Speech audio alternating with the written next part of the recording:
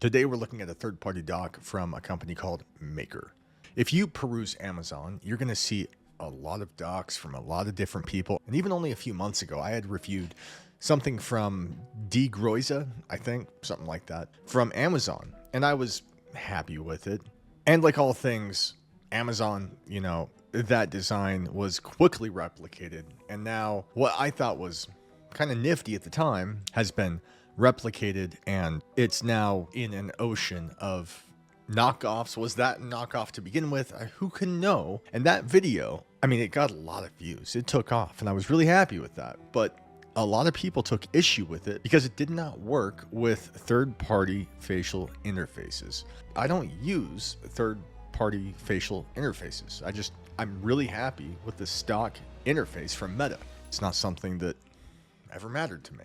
But I'm going to say this up front. This dock and the official Meta dock, and to my knowledge, just every dock will not work with the AMVR facial interface. It will not work with most facial interfaces. Now, I don't just review every dock that someone sends me. I get a lot of docks, and a lot of them are really they're these replicas. Maybe 2 years ago, a dock was unique and it looked kind of cool.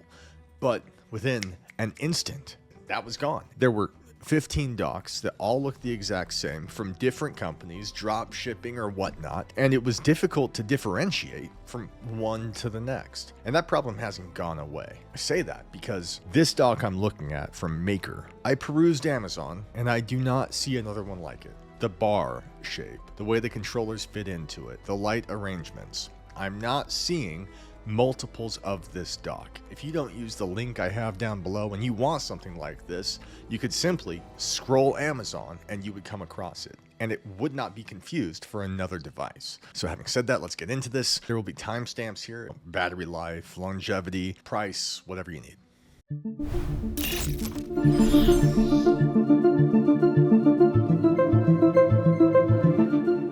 So I drained my Quest 3 headset over the course of a day, and using this dock, I found that it took about 3.5 hours to charge the batteries with this. The headset only ever said that my batteries were up to 3/4. That's as much as it ever got.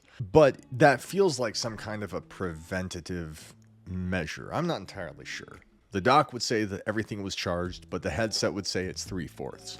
But because these batteries are 1,800 milliamps, and because they're rechargeable, they hold a lot more juice than the rechargeable batteries that come with the MetaQuest official dock. Whether that's something preventative on their side or it's an error or whatever it is, I don't have an issue with it because it lasts forever. I wasn't able to kill the batteries, not in the time it took to use it, get several sessions in. Now the headset charged from 0 to 100 in about 2 hours, which is pretty standard, even compared against the official MetaQuest 3 dock. They include a 45-watt brick to plug into the wall, and like all these other devices, the way that these controllers charge, special batteries with a kind of aluminum ring on them and then prongs that attach to it. I'm not a fan of how janky a process that is, but once it's hidden underneath that controller sheath and the fact that you don't have to replace those batteries again because they're rechargeable, it's gone and hidden, and I don't rightly care. I feel like the battery doors, they fit fine enough, but they're not perfect. The seam where they connect is just a smidgen off. But again, it doesn't really bother me. It's this minuscule thing that I feel the need to point out because I saw some Amazon reviews point it out as well, and I noticed, yes, that's kind of a thing. But the thing that I like most about this dock is really to do with, well, a couple things, but it's mostly to do with the controllers. The fact that I'm not laying down the controllers on this and I'm just dropping them in, there is no fiddling. There's no room to fiddle because the controllers fit perfect, and it's surprising how good that works. Likewise, with a lot of other docks for the headset, there's a thing where often, because there's this kind of lip that tilts back and forth when you put the headset on so it can kind of react to whatever angle it's on. A lot of headsets have this thing where it doesn't align properly, or you have to fiddle with it or adjust the rear strap to get it to kind of lift and sit properly. But I don't have that issue with this. I put it on and it charges every time. And you know it's charging because a sound when you drop it on and a sound when it's charged, but also just an arrangement of lights. Purple means it's charging and blue means it's fully charged. So if your controllers have a purple beam of light under them, it means they're still charging. And if your headset has a blue line of light under it, then it's done. And it's got like overcharge protection, all those doohickeys. It seems to do everything quite well.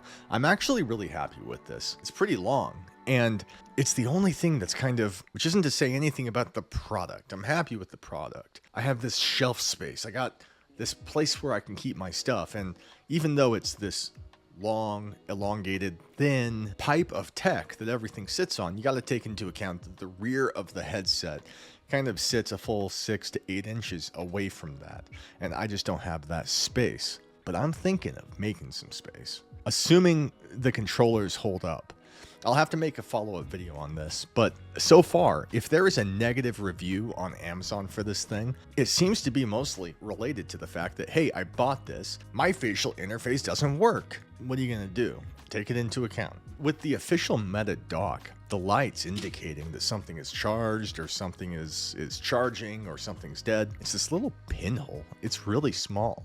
And that dock is expensive at this much compared to the price of this dock, which is this much. And I'm happy to say that you can get 20% off right now by using the code BringhurstVR. One of the downsides that you may encounter, but that doesn't affect me at all, is that something like the Elite strap from Meta, it's got this integrated battery on the back, and if you place that on the official Meta dock, that dock charges the headset and the accompanying built-in battery. But third-party straps have an issue integrating that. And so the solution these guys have, if it affects you, is they have an in and an out port right next to a button that lets you turn on and turn off the light arrangement. And so in that case, if you have a battery head strap that is not hot swappable, then you would drop the headset on, the dock charges your headset, and then there's a additional cable that they include. They include 2 cables, and you would just plug in that rear battery, which is a step I'm not fond of. It's not something I want to have to do, which is why I go with the Bubble VR S3 Pro and the battery charging dock. It's just a matter of, what is this thing gonna be like 3 weeks from now, 3 months from now, a year from now? And I just can't know. And so in that case, you want to rely on Amazon reviews. I will make a follow-up video down the line, but all in all, I really like this dock, and I'm thinking of clearing out space to make room for it. I think I will. I really like how the controllers fit in it. It's pretty cool. If you guys are not subscribed, please subscribe, because this is mostly what I do. I talk about games now and then, and I've got a few games coming up that I'm excited to talk about. I'm also going to be talking about this nifty VR pen. And on October 15th, the Quest 3S comes out. You guys will want to stay tuned for that. If you want to buy this dock, it's down in the description. Thank you for being here. I appreciate all of you. You guys have been watching Bringhurst VR.